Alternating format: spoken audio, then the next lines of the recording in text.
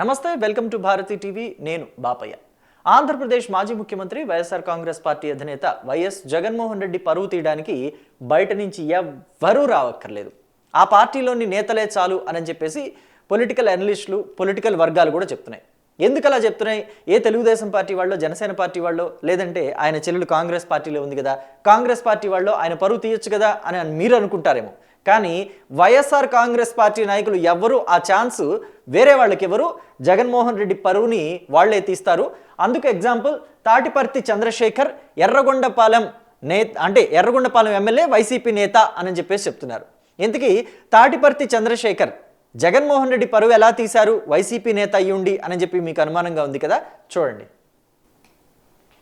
పశ్చిమ ప్రకాశంలో గెలవాలి అంటే వెలుగొండ ప్రాజెక్ట్ ని ప్రచారంగా అస్తంగా వాడుకోవచ్చని 1996 ఏప్రిల్ 20 తారీఖున కొబ్బరికాయ కొట్టి శంకుస్థాపన చేసి, శంకుస్థాపన పేరుతో 10 లక్షలు ఖర్చు పెట్టి, ఆ 10 లక్షల ఖర్చు కూడా టెంట్లకి, సామాన్లకి తప్ప ప్రాజెక్ట్ కి అనేది రికార్డ్స్ చెప్తున్నటువంటి అంశం.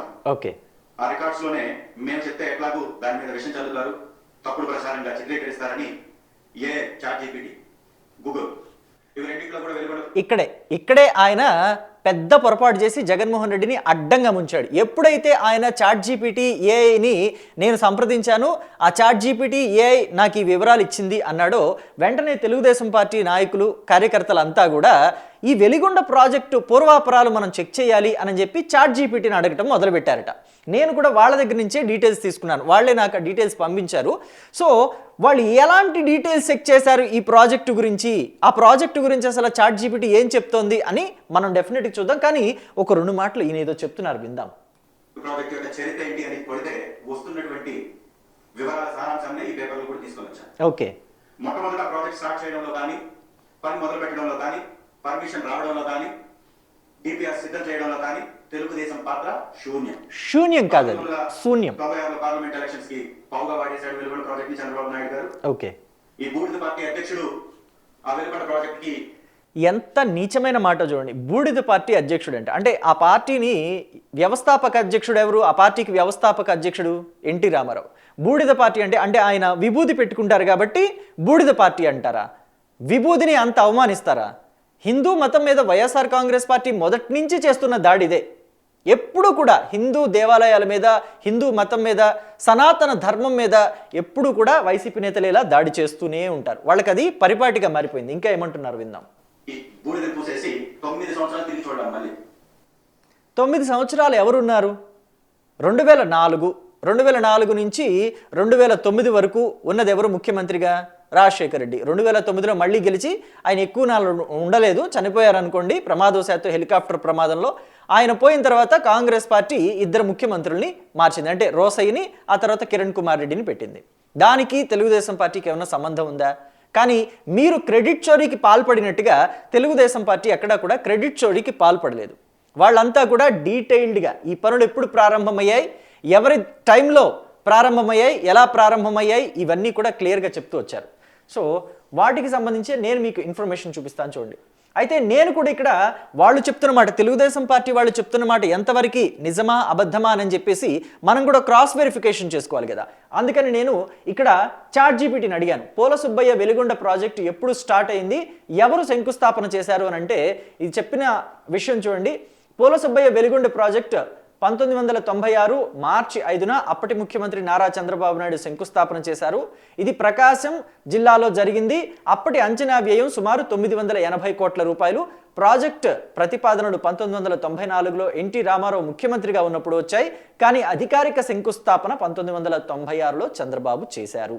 ఇంకా నేనేమడిగానంటే ChatGPTని, పోల సుబ్బయ్య వెలిగొండ ప్రాజెక్టు పనులు 2004 వరకు ఎందుకు ముందుకు సాగలేదు?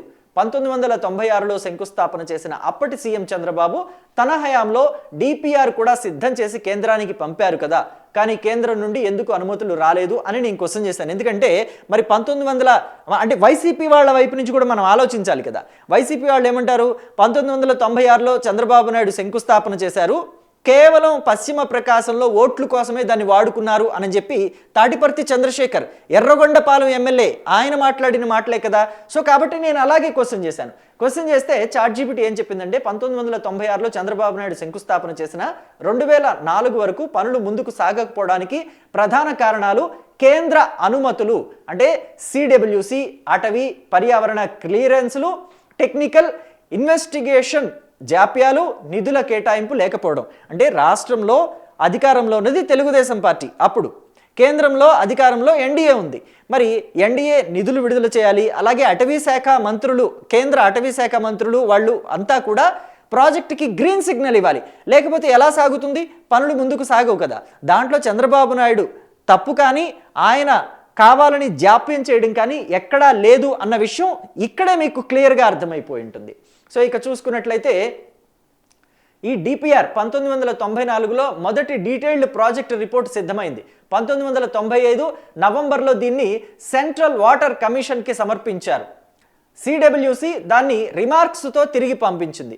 1996 మార్చి 5న చంద్రబాబు గొట్టిపడియ వద్ద శంకుస్థాపన చేశారు. 5 సంవత్సరాల్లో పూర్తి చేస్తామని లక్ష్యం పెట్టారు.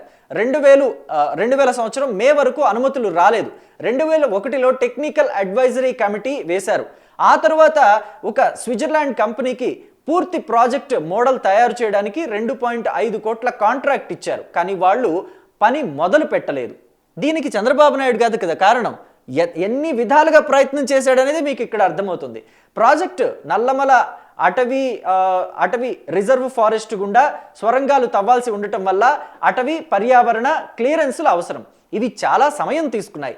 భూసేకరణ, R&R ప్రక్రియలు కూడా పెండింగ్లో ఉండిపోయినాయి. సో ఈ టన్నెల్స్ తవ్వాలి అనే దానికి అంత త్వరగా కేంద్ర అటవీ శాఖ మంత్రులు కావచ్చు, లేకపోతే ఆ శాఖ కావచ్చు త్వరగా అనుమతులు ఇవ్వదు. ఎందుకంటే వన్యప్రాణులకి సంబంధించిన అంశం కాబట్టి అటవీ శాఖ వాళ్ళు చాలా ఆలోచించి నిర్ణయాలు తీసుకుంటారు. ఇక సిడబ్ల్యూసి వైపు నుంచి కృష్ణా జలాలు, ఇతర ప్రాజెక్టులతో సంబంధం, బేసిన్ టెస్ట్స్, కాన్క్యూరెన్స్ వంటి అంశాలపై కమెంట్స్ వచ్చాయి. ఇవి పరిష్కారం కావడానికి సమయం పట్టింది. అందుకనే 1996 నుంచి 2004 మధ్య ప్రాజెక్టు కేవలం చాలా తక్కువ నిధులు కేటాయించారు.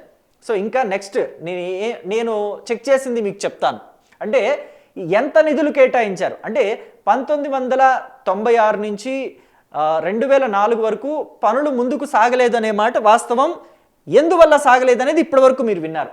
అయితే 2004లో వైఎస్ రాజశేఖర్ రెడ్డి ముఖ్యమంత్రి అయ్యారు కదా, అప్పటి నుంచి పనులు ఎలా జరిగాయి అనేది ఒకసారి చూద్దాం. ఇక్కడ ఒక ముఖ్యమైన విషయం ఉంది. ప్రాజెక్టు అంచనా వ్యయం కాలక్రమంలో పలుమార్లు పెరిగింది. 1996లో దాని అంచనా సుమారు 980 కోట్ల రూపాయలు. 2005 నాటికి అంచనా సుమారు 550 కోట్లు. 2013 నాటికి ప్రాజెక్టు బడ్జెట్ సుమారు 5400 కోట్లుగా పేర్కొన్నారు. ఈ 2013 అనేది మనం తర్వాత మాట్లాడుకుందాం. ఫస్ట్ 2004 వరకు వద్దాం. 2004లో వైఎస్ఆర్ ప్రభుత్వం పనులు చేపట్టిన సమయంలో ప్రాజెక్ట్ అంచనా సుమారు 5300 కోట్ల నుంచి 5500 కోట్ల స్థాయిలో ఉంది. ఈ విషయం పలు నివేదికలు కూడా చెప్తున్నాయి. ఇక వైఎస్ఆర్ హయాంలో ఖర్చు ఎంత చేశారు అనేది కూడా ఇక్కడ మనం చూడాలి. ఇక్కడ లభిస్తున్న గణాంకాల ప్రకారం కొద్దిపాటి తేడా ఉంటుంది. ఎస్, అఫ్ కోర్స్, ఎప్పుడు 2004 2005 నుంచి అంటే కొంచెం అటు ఇటుగా ఉంటాయి. 2004 నుంచి 2009 మధ్య సుమారు 3581.57 కోట్లు ఖర్చు చేశారు. 50% దగ్గరగా పనులు పూర్తి చేశారు. మరో విషయం ఏంటి అనంటే ఇక్కడ 3581 నుంచి 3582 కోట్లు అనేది 2014 వరకు నమోదైన ఖర్చుగా తీసుకోవచ్చు.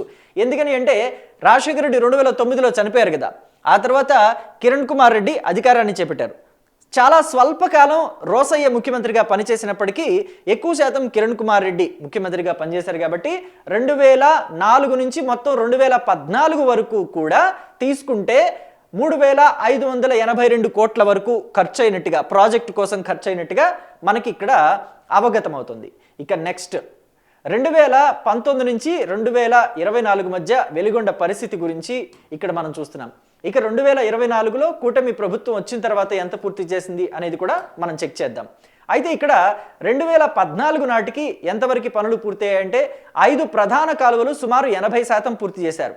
3 ఆనకట్టలు, రిజర్వాయర్కు సంబంధించిన నిర్మాణాలు పూర్తయ్యాయి. కానీ ప్రాజెక్టులో అత్యంత కీలకమైన 2 సొరంగాల పనులు పూర్తి కాలేదు. అంటే వైఎస్ రాజశేఖర రెడ్డికి ఈ సొరంగాలకి ఎటువంటి సంబంధం లేదు. ఎక్కడ రాజశేఖర రెడ్డి హయాంలో ఈ సొరంగాల పనులు పూర్తి కాలేదు. కానీ Jaganmohan Reddy and co, YSR Congress party వాళ్ళంతా కూడా ఈ ప్రాజెక్టులో సొరంగాల పనులు కూడా మేమే పూర్తి చేసామంటున్నారు. కానీ ఇక్కడ వాళ్ళు పూర్తి చేసింది ఏంటి అంటే వైఎస్ఆర్ హయాంలో కావచ్చు, లేకపోతే ఆ తర్వాత కిరణ్ కుమార్ రెడ్డి హయాంలో కావచ్చు, కాలువలు రిజర్వాయర్ తవ్వకాలు పూర్తి చేశారు. అంటే అది కూడా పూర్తి స్థాయిలో 100% కాదు, 80% మాత్రమే. సో ఇక్కడ మనం గమనించాల్సింది ఏంటంటే వైఎస్ఆర్ ఎప్పుడు కూడా జలయజ్ఞం అనే పేరుతోటి ధనయజ్ఞమే చేశారు అనేది. ఎందుకంటే ఆయన పోలవరం విషయంలో తీసుకోండి, ఇక్కడ వెలిగొండ విషయంలో తీసుకోండి, కాలువలు మాత్రమే మొదలు పెడతారు, ప్రాజెక్ట్ ఎప్పుడు మొదలు పెట్టరు. పోలవరంలో కూడా ఆయన హయాంలో ప్రాజెక్ట్ కంప్లీట్ చేసింది ఎంత అంటే 0%. కానీ కాలువలు మొదలు పెట్టారు. ఎందుకని అంటే మట్టి తవ్వకం తీసుకోవచ్చు, మట్టి తవ్వి మన వాళ్ళకే కాంట్రాక్ట్లు ఇచ్చుకొని అమ్ముకోవచ్చు, వాళ్ళ దగ్గర నుంచి డబ్బులు దండుకోవచ్చు కమిషన్ల రూపంలో. సో అందుకనే వైఎస్ రాజశేఖర రెడ్డి ఎప్పుడూ కాలువల మీదే పడతారు, ఆయన ఎప్పుడూ కాలువల మీదే ఉంటారు. సో కాలువల మీద ఫోకస్ పెట్టిన రాజశేఖర రెడ్డి 80% పూర్తి చేసి ఆ కాలువల పనుల్లో ఎంతో కొంత మరి ఆమ్యామ్య అనుకోవచ్చు. సో ఇక నెక్స్ట్ 2019 నుంచి 2024 మధ్య ఎంత, ఇది అస్సలైన point. Jaganmohan Reddy and co ఈ వెలిగొండ ప్రాజెక్టు క్రెడిట్ అంతా మాదే అని చెప్తున్నారు కదా, కానీ వాళ్ళ హయాంలో ఎంత అమౌంట్ కేటాయించారు ఏంటి అనేది ఒక్కసారి చూద్దాం. ఎందుకని అంటే ఇక్కడ ప్రస్తుతం మనం మాట్లాడుకోవాల్సిందే 2014 నుంచి 2019 విషయం. సో ఈ విషయంలో 2019 నుంచి 2024 వరకు లభిస్తున్న తాజా సమాచారం ప్రకారం చేపట్టిన పనుల విలువ 980 కోట్లు. అంటే వైసీపీ హయాంలో ఈ వెలిగొండ ప్రాజెక్టు కోసం కేవలం 981 crores మాత్రమే వాళ్ళు కేటాయించుకున్నారు. ఇంకా వాటిల్లో పెండింగ్ బిల్లులు ఎంత అంటే 140 కోట్లు.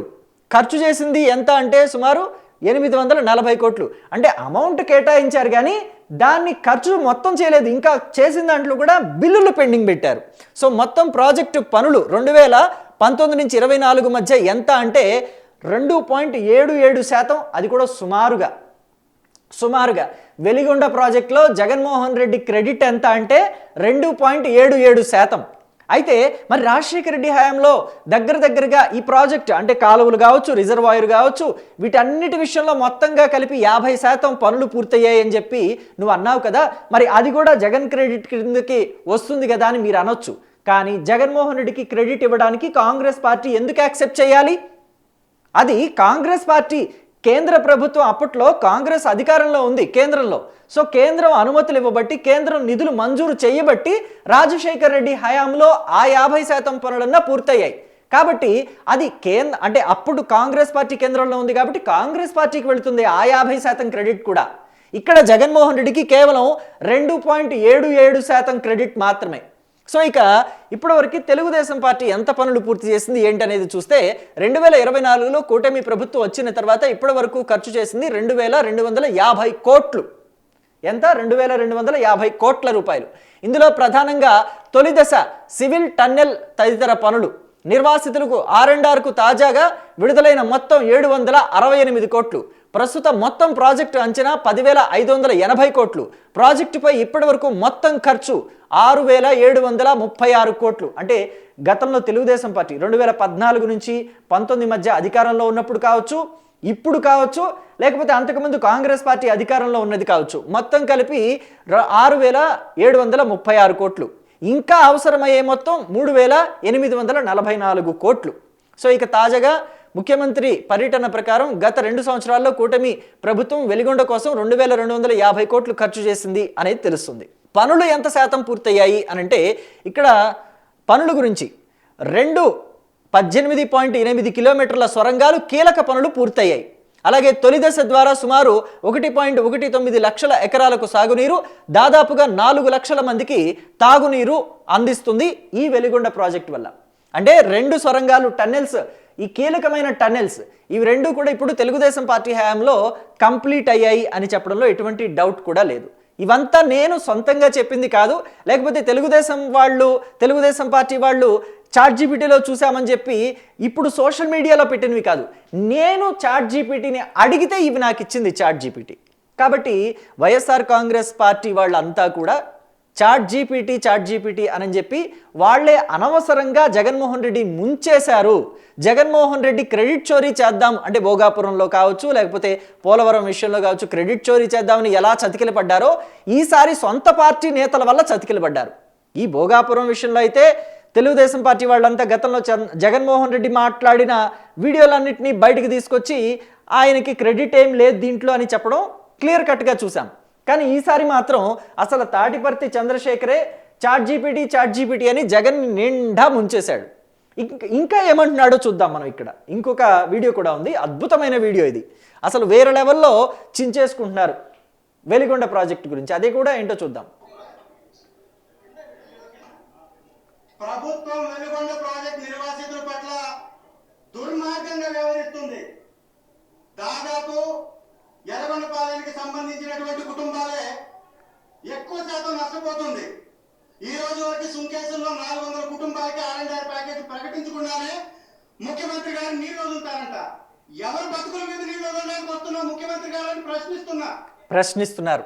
ఇక్కడ నీళ్లు వదులుతున్నారు ముఖ్యమంత్రి అని ఆయన నోటితో అంటారు. కానీ ఇంకొక పక్కేమో దాంట్లో క్రెడిట్ అంతా మాదే అంటారు. ఆ క్రెడిట్ కాకుండా పోయింది. ఇక్కడ నీళ్లు వదిలే విషయంలో ప్రజలు చాలా ఆనందంగా ఉన్నారు. పశ్చిమ ప్రకాశానికి నీళ్లు వస్తున్నాయి అంటే ప్రకాశం జిల్లా వాసులంతా కూడా ఆనందంతో పారవస్యంలో ఉన్నారు. ఎందుకంటే వాళ్ళు ఇప్పటి వరకు పశ్చిమ ప్రకాశం జిల్లాలో చాలా ప్రాంతాల్లో ఫ్లోరైడ్ బాధితులు ఉన్నారు. మామూలుగా గతంలో చూస్తే ఫ్లోరైడ్ అనగానే మనకి నల్లగొండ గుర్తొస్తుంది. కానీ బయటపడని చాలా ప్రాంతాలు ఉన్నాయి ఫ్లోరైడ్ బాధిత ప్రాంతాలు. సో కాబట్టి వాళ్ళంతా కూడా చాలా సంతోషంగా ఉన్నారు. ఒక పక్క సాగునీరు, ఇంకొక పక్క తాగునీరు అని చెప్పేసి వాళ్ళకి మదిలో ఆ మాట వస్తేనే చాలు, చాలా సంతోషంగా ఉంది అని చెప్పి వాళ్ళే చెప్తున్నారు మీడియా ముందుకొచ్చి. కానీ తాటిపర్తి చంద్రశేఖర్ మాత్రం ఒక పక్క క్రెడిట్ అంతా మాదే అంటారు, ఇంకో పక్కేమో ఆర్ఎండ్ఆర్ ప్యాకేజ్ ఇవ్వలేదు, మా బతుకుల మీదకి నీళ్లు వదులుతారా అని చెప్పి రైతులు అడుగుతున్నారు, నిర్వాసితులు అడుగుతున్నారని చెప్పి ఇలా అడ్డగోలు మాటలు మాట్లాడుతూ జగన్ని అడ్డంగా ఇరికించేస్తున్నారు. మరి దీని మీద మీ అభిప్రాయాన్ని కమెంట్ బాక్స్లో తెలియచేయండి. Thank you.